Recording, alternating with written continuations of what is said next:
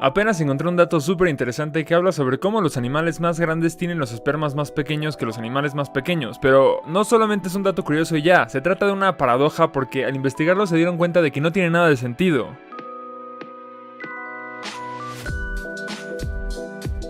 Y es que en la naturaleza hay muchos escenarios en los que los animales más grandes tienen cosas más pequeñas que los animales más pequeños. Por ejemplo, se sabe que el percebe es el animal con el nepe más grande en relación a su cuerpo. Se sabe que el nepe puede medir hasta un tercio de su cuerpo, mientras que los animales más grandes como por ejemplo un caballo o un hipopótamo tienen un nepe grande, pero cuando los comparas con el tamaño de su cuerpo, entonces realmente no es tan grande. Y esto pasa muchísimo en la naturaleza. Otro ejemplo es que las hormigas son muy pequeñas, pero ellas pueden cargar 50 veces su peso, y eso las hace súper fuertes, mientras que un animal más grande como por ejemplo un gorila es muy fuerte y probablemente de un golpe te mate, pero un gorila no puede aguantar su peso ni siquiera 2 veces. Así que bueno, mi punto es que en la naturaleza esto pasa seguido, que los animales más pequeños tienen características que los animales más grandes no tienen, y a veces esto tiene que ver con la misma regulación de la naturaleza, pero en el caso de los espermatozoides no es tan obvio como los ejemplos que acabo de mencionar. O sea, no se trata solamente de un dato curioso, como diciendo, ah mira qué chistoso, los espermas más grandes contienen la información genética de animales más pequeños y ya, sino que esto era lo que se creía antes, pero los científicos recientemente han descubierto que este es uno de los temas que aparentaba ser más inofensivo, pero terminó siendo un tema muy interesante,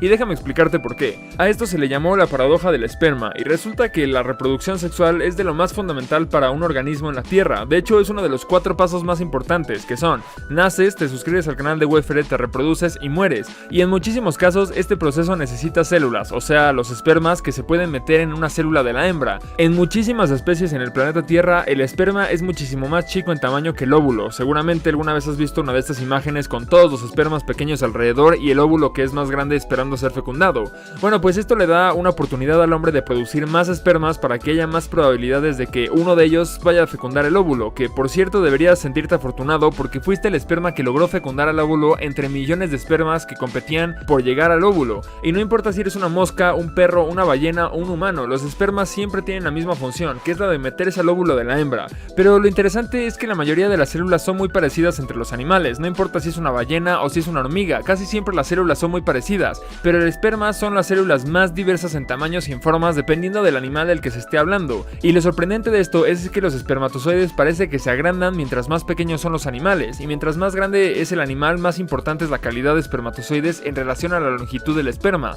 O sea que los elefantes, por ejemplo, tienen los espermatozoides más pequeños que los ratones, pero un ratón produce como 9.5 millones de espermatozoides con una longitud de 124 micrómetros, pero los de un elefante solamente miden 56 micrómetros, o sea, menos de la mitad de tamaño, pero tiene 200.000 millones de espermatozoides. O sea que mientras más grande es un animal, entonces mayor logro es el de haber sido el espermatozoide que logró fecundar. Eso hace que los animales más grandes como los elefantes o los hipopótamos sean animales súper afortunados porque tuvieron que competir con más de 200.000 millones de espermatozoides. O sea, imagínate eso, en todo el planeta Tierra solamente hay 7.000 millones de personas. Imagínate que pones a los seres humanos de todo el planeta 300 veces en un campo gigantesco y luego avientas una pelota para ver quién atrapa primero. Pues básicamente quien tenga la suerte de atrapar primero la pelota es tan afortunado como cada elefante que haya nacido.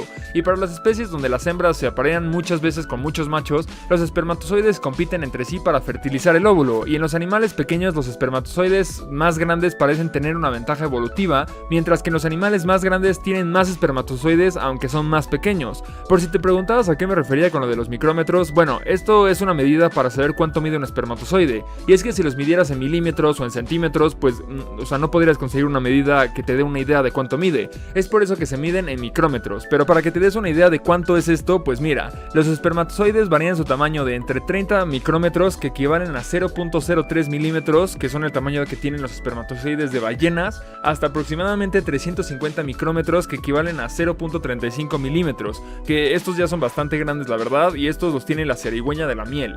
Cualquier persona hubiera pensado que los espermatozoides de una ballena deberían de ser los espermatozoides más grandes, o al menos de todo el reino animal, pero aquí es donde te das cuenta de que no es verdad que tienen los espermatozoides tan grandes, sino que al contrario, tienen los más chicos de todo el reino animal, y de hecho el espermatozoide del humano es superado por el de insectos, ratas, serpientes y otras alimañas. Y si te estabas preguntando quién es el que tiene el esperma más largo de todo el reino animal, adivina quién es: la mosca de la fruta. Estos animales que no dejan de joderte, pues ahora ya sabes que tienen el esperma esperma más grande de todos los animales. Es 20 veces la longitud de su propio cuerpo y es 1000 veces más grande que los espermatozoides de los humanos. El espermatozoide de la mosca de la fruta puede llegar a medir 5.8 centímetros de largo. Y aquí es donde viene lo interesante. Resulta que la gente no se explicaba por qué los espermatozoides tenían diferentes tamaños, o qué determinaba el tamaño hasta que algo pasó. Se dieron cuenta de que el tamaño y el número de espermatozoides tienen mucho que ver con el tamaño del aparato reproductor femenino. Déjame explicártelo mejor. Por ejemplo, los elefantes son animales muy grandes. Esto quiere decir que las hembras elefantes también lo son, y por lógica sus aparatos reproductores son muy grandes también.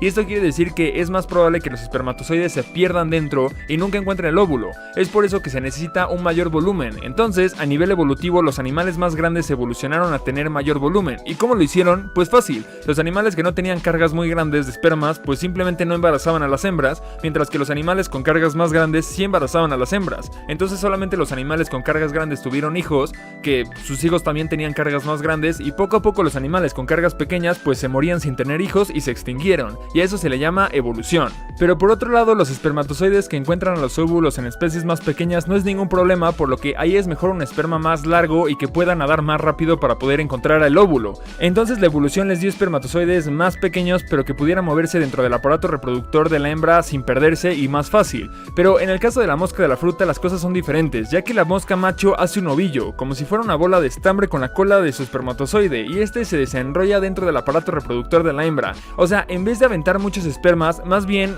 solamente tiene un esperma grande y lo hace bolita y lo mete en la hembra para que adentro se desenrede y ocupe más espacio. Entonces el camino queda totalmente bloqueado, haciendo que otro macho no pueda penetrar a la hembra, y es que esta técnica está usada para ganar la fecundación. O sea, muchas hembras tienen relaciones con muchos machos, entonces los machos compiten para ser quienes embaracen a las hembras. Es por eso que muchos machos avientan muchísimos espermatozoides para ser ellos quienes embarazan a la hembra, y la mosca de la fruta más bien juega sucio. Tiene un esperma tan grande que no deja que otras moscas puedan entrar, haciendo que ellos definitivamente sean quienes embaracen a la hembra. Y ya por último, solamente hay algunos animales, con la excepción de que la relación de su cuerpo con sus espermatozoides son un poquito más grandes, pero a cambio de eso sacrifican muchísima energía para poder lograr producir una cantidad más grande de espermatozoides a un tamaño considerable. Es por eso que los seres humanos perdemos tanta energía al tener relaciones sexuales. Tal vez cuando eres más joven no lo notas, pero mientras más grande eres, más pesado se hace tener un encuentro sexual donde liberas los espermatozoides, y eso te puede tumbar toda la tarde, o si lo haces por la noche, entonces al día siguiente tener problemas para levantarte.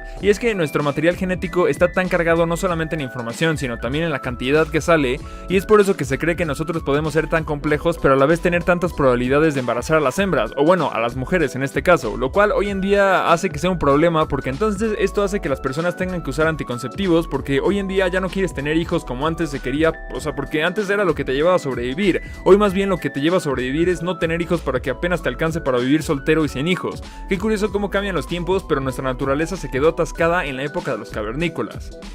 Jesus.js hola Welfer, estaría cool un backstage de todo el equipo detrás de canales y así los conocemos mejor.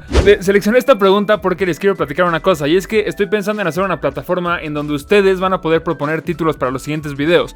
Yo voy a seguir haciendo mis videos, pero de por sí ustedes van a poder votar por nuevos videos, porque por ejemplo este igual es un video que yo diría, oye, es algo interesante y es algo que a mí me interesa, pero igual solamente a Jesus y a mí me interesa hacer ese video, entonces nadie lo va a ver.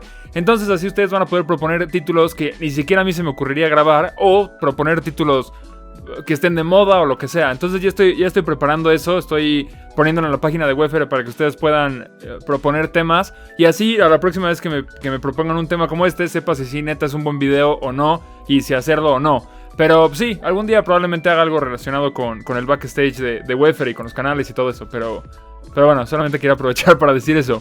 Jorge-le-b, si hubiera un animal tan grande como, no sé, Godzilla, ¿qué tan grande serían sus espermas? No sé si lo dices por el video que hice. Si no es por eso, qué coincidencia, porque justo acabo de hacer un video relacionado con cómo el tamaño de un animal tiene que ver con el tamaño de su esperma. Y básicamente es porque, bueno, mientras más grande es un animal, más grande es el aparato reproductor femenino de ese animal, y entonces tiene que haber más volumen bueno, ya sabes. Entonces, si fuera un animal muy grande como Godzilla, probablemente su esperma sería muy pequeño. Es una paradoja que lo explico mejor en el video, pero básicamente mientras más grande es un animal, más pequeño es su esperma, y mientras más chico es un animal, más grande es su esperma.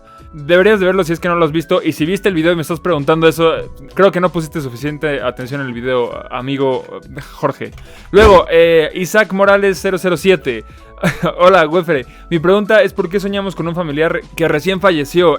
No sé si a una persona le ha sucedido, pero toda mi familia ha soñado con un familiar recién fallecido. O sea, tus sueños no son proyecciones divinas del más allá, es lo que tienes en el subconsciente. Si estás obsesionado con un tema, vas a soñar con eso. Es por eso que, no sé, si tienes una entrevista de trabajo al día siguiente, probablemente sueñes con eso. O si tienes una boda, o si tienes un problema con alguien. Y generalmente si se muere un familiar, digo, a menos que no lo conocieras mucho o que te cayera mal, generalmente es algo que se te va a meter mucho en la cabeza. Entonces, como es algo que tienes en tu subconsciente, entonces lo vas a tener ahí en el subconsciente y vas a soñar con eso. Es bastante común.